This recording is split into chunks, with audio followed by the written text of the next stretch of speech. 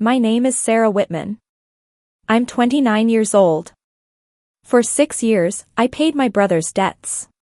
Quietly. Without complaint. Without thanks. Then one Tuesday evening, my mother called me. Her voice was calm. Too calm.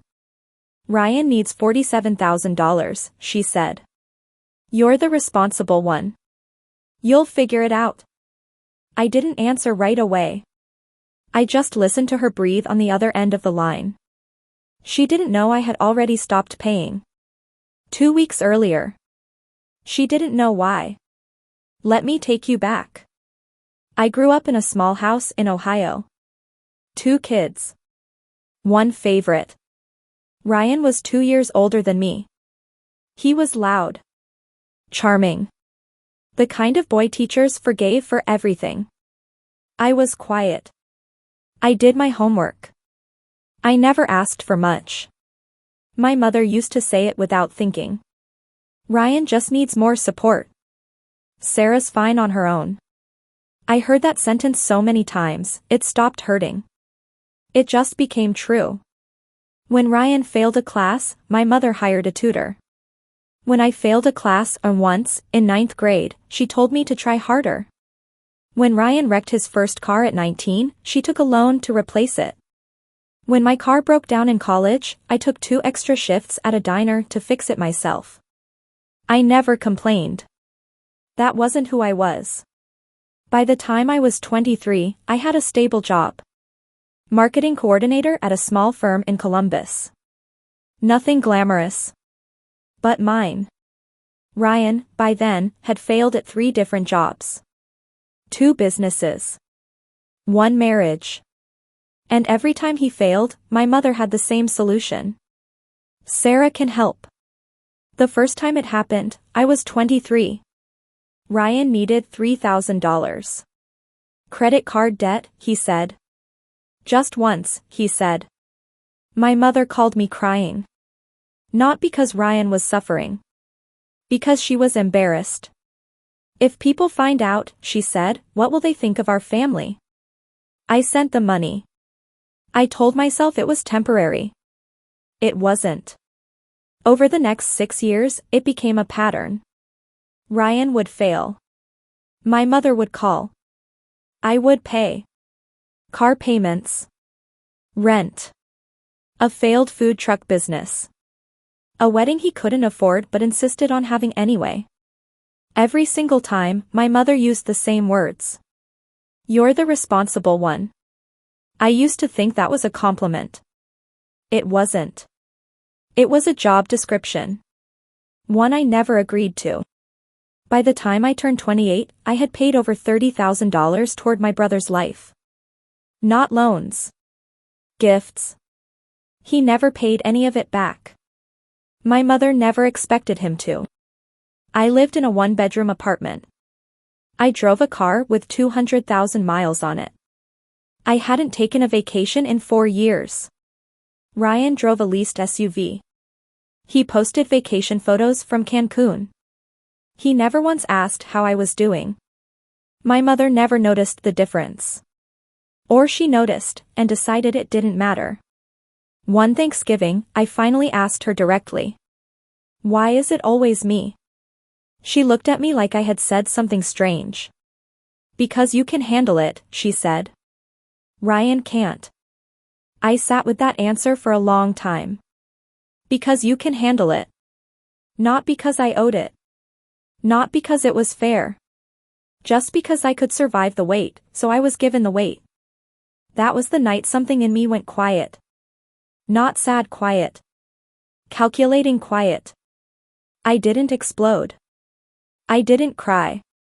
I didn't confront anyone that night. I just started paying attention. I opened a spreadsheet. I wrote down every payment I had ever made for Ryan, going back 6 years. Every wire transfer. Every check. Every small favor that turned into thousands of dollars. The number, when I finally added it up, made me sit very still for a long time. $38,400. Not counting the newest request.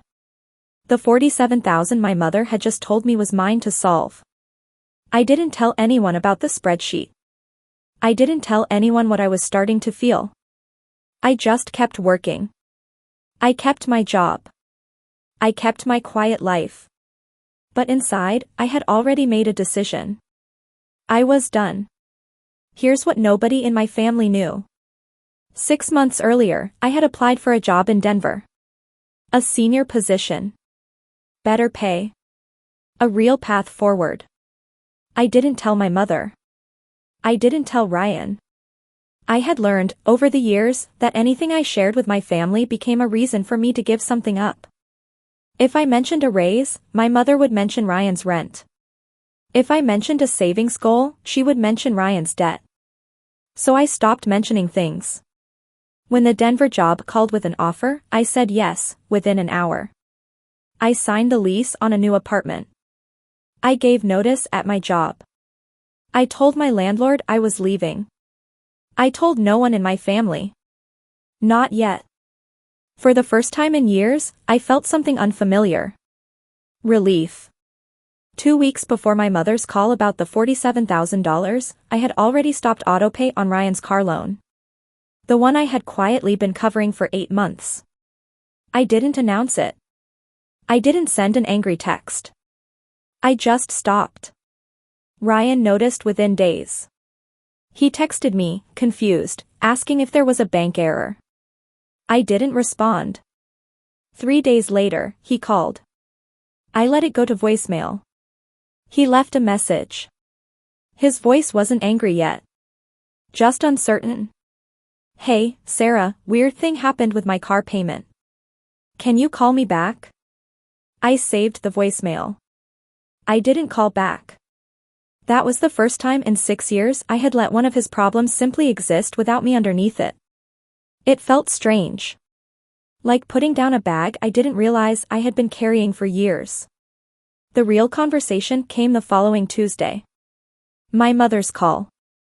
Ryan needs $47,000, she said.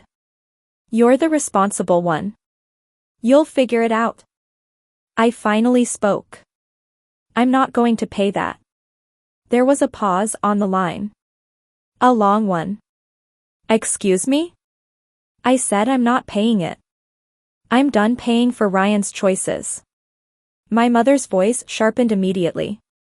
After everything this family has done for you, this is how you repay us? I almost laughed. Not from humor. From disbelief. What exactly did this family do for me? I asked. She didn't have an answer ready. So she changed direction. You're being selfish, Sarah. You know Ryan struggles more than you do. I know, I said calmly. I've been funding that struggle for 6 years. $38,000, not counting this new request. Silence. You kept track, she asked, quieter now. Someone had to. She tried a different approach. Guilt softened into concern. Sarah, please. This is your brother. Family helps family. I agree, I said. I just don't think help should only flow one direction. What is that supposed to mean? It means I'm moving to Denver next month. New job. New apartment. Already signed. The silence this time was longer. You're leaving? Without telling us? I'm telling you now. When were you going to say something? When it stopped being something Ryan could turn into a request for money. My mother's voice cracked, somewhere between anger and disbelief. You're punishing this family. No, I said. I'm stepping out of a role I never agreed to. She called Ryan immediately after we hung up. I know, because he called me 20 minutes later, and this time, his voice was different. Not confused. Angry. What is wrong with you, he said. Mom said you're just cutting me off. After everything. After everything, I repeated. You mean the $38,000? Or the car payment I was covering without you even knowing? You didn't have to do that. No, I agreed. I didn't. That's exactly the point. So what, you're just leaving us all to deal with this ourselves? You're 31 years old, Ryan. You've been dealing with your own life. I was the one absorbing the consequences. He didn't have a response for that. I'm not angry at you, I said, and I meant it. I'm just not available anymore. He hung up without saying goodbye. The next few weeks were quiet in a way my family had never been quiet before. No calls. No requests. No sudden emergencies that only I could fix. I packed my apartment. I said goodbye to coworkers who had no idea what had been happening behind my calm exterior for years. The day before I left for Denver, my mother called one more time. Her voice was different. Smaller. I didn't realize how much you were paying, she said. Ryan mentioned some numbers. I didn't believe him at first. Now you do? I looked at old bank transfers. I saw your name on things I didn't know about. I didn't say anything. I let her sit in that discovery. Why didn't you ever tell me, she asked. Because every time I tried to talk about what I was giving up, you reminded me how much Ryan needed. So I stopped talking. I just kept giving. I'm sorry, she said. Quietly. For the first time in years. I believed she meant it. But I also knew an apology wasn't a plan. I'm not doing this out of anger, I told her. I'm doing it because I finally understand my own worth. I moved to Denver in early spring. New city. New job. New apartment with sunlight that actually reached the living room. For the first time in years, my paycheck was entirely mine. No wire transfers. No emergency calls disguised as family loyalty. I started saving. Not because I had to prove anything. Because I finally could. 6 months later, my mother visited. Just her. Ryan didn't come. She sat in my apartment, looking around at the small, ordinary life I had built for myself. A life with nothing extraordinary in it, except that every part of it was mine. You seem different, she said. I am, I said. I finally get to exist without being someone's emergency fund. She nodded slowly. She didn't defend Ryan. She didn't ask me to reconsider. For the first time, she just listened. Ryan and I still don't talk much. Not out of anger. Just distance that needed to exist. My mother and I talk more now, carefully, without the old assumptions. She never called me the responsible one again. I think she finally understood what that title had actually cost me. If you're the one in your family who's always expected to hold everything together, hear this clearly. Being capable is not the same as being obligated. You are allowed to stop carrying weight that was never yours to begin with. Family isn't measured by how much you're willing to sacrifice. It's measured by whether that sacrifice is ever noticed, or ever returned. Choose yourself. Not out of anger. Out of respect for the life you deserve to live.